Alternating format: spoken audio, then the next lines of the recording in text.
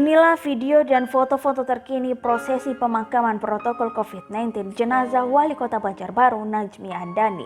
Tetap menggunakan protokol COVID-19, proses pemakaman almarhum Wali Kota Banjarbaru Haji Najmi Andani di Taman Makam Bahagia Banjarbaru Senin 10 Agustus 2020 berlangsung dalam suasana haru mendalam. Tampak Hajah Ririn Najmi Andani tidak bisa menyembunyikan kesedihannya setelah ditinggal sang suami terkasih Najmi Andani. Istri Najmi Andani ini tampak sedemikian kehilangan sosok yang selama ini selalu setia mendampinginya.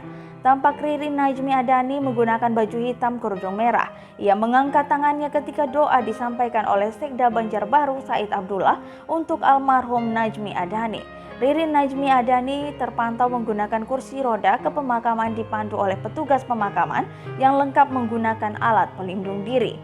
Wakil Wali Kota Banjarbaru Haji Darmawan Jaya Setiawan beserta Forkompinda Kota Banjarbaru dan sebagian pejabat dari Pemprov juga ada dan mengikuti prosesi pemakaman.